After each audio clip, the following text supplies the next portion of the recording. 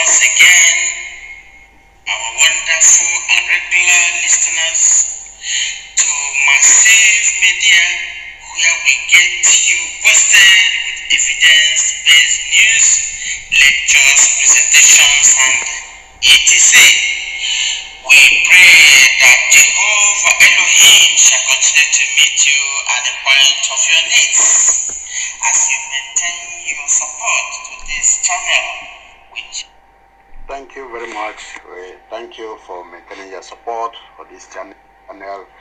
Today we are going to look at Tinubu politics of indirect rule, traditional ruler system as against United Nations youth participation in modern politics, devoid of those above 70 years old.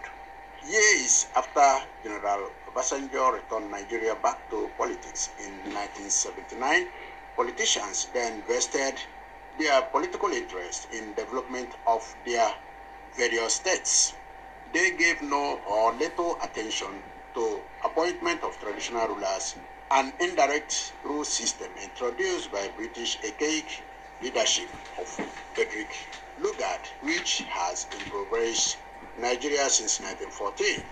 The disruption of democratic system of leadership by Nigerian military coup leaders drew Nigeria back to Lugard'ian indirect rule exhibited by present Nigerian political class, leading to lack of development, transparency, accountability, financial impropriety, embezzlement of public fund, and promotion of traditional rulers, instead of providing good education, employment, and other necessary infrastructural services to the benefit of Nigerian youths today. Although United Nations human rights group and international law and emerging economic developing countries regarded coup as a crime against the state and humanity and punishable by law. Example can be seen in Chile, Argentina, Niger Republic, Liberia, Burkina Faso, etc., and have fought to liberate their nations from old system of leadership to modern political system. But those who needed to be punished in Nigeria are encircling themselves around traditional rulers installed and paid by these politicians with state funds to take titles. According to United Nations publication of 11th March 2022, UN is encouraging the youth between the age of 18 and 25 to participate actively in politics to enthrone the Lugard'ian politicians who have occupied the political scene for more than 30 years of their retirement. UN agency has informed the youth that the average politician to be elected into the post of presidency should be limited to it, coincided with what IBB prophecy has indicated in our previous newscast. However, old politicians in Nigeria who ruled and vested much powers of their leadership to traditional rulers and economic development allocations distributed to traditional rulers always neglect the youths, and they have surfaced once again for the 2023 general election. Now this is a battle between the Lugard'ians and the Nigerian youths. Tinubu's campaign style has started with same old style. This is evidence that Nigeria may continue to drift back to indirect rule system of 1914, and Tinubu is gearing towards revitalization and continuity of the leadership of Buhari banditry invading leadership. This is the style of leadership the politicians of the old choose. It should be noted that Tinubu is above the United Nations and IBB average leadership recommendation circle. He has indeed done everything to put himself into the political arena, and he belonged to the old cargo politicians with old method of colonial political system. He has begun with traditional visits, a system used by Frederick Lugard of 1914 amalgamation that has led to destruction of business establishment called Nigerian United Kingdom Limited. Over the weekend, Olubado of Ibadan, one of the political traditional leaders in Oyo State, hosted and bestowed Danguje and his wife, Governor of Kano State, a good friend and political ally of APC flag bearer Tinubu, a Yoruba traditional title, as to enhance Tinubu's political chances among the Yoruba northern political axis. Had this been carried out without political undertone and the involvement of Tinubu, it would have been better and less politically assessed.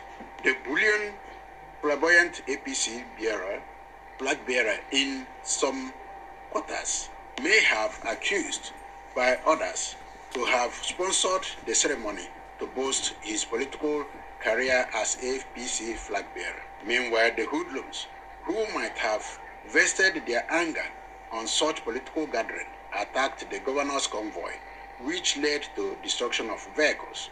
The occupants are emotionally traumatized or affected, while those they have come to cover went home unharmed.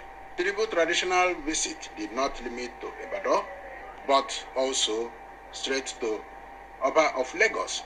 Nigerian youth are not carried along to the traditional rulers, neither are they being prepared, encouraged to visit the same palace without any benefit, to embrace the same accolade and the reception given to political heavyweights like Tinubu, because they are not wanted by the traditional archaic political class, because they are regarded as hoodlums at every request of any time they want improvement of their lives.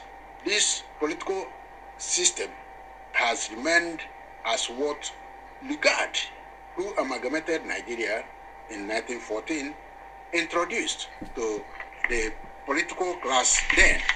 That is why the youth should fight now and seek presidential candidates who would recognize them, carry them along, and provide for the services the old politicians have denied them for years.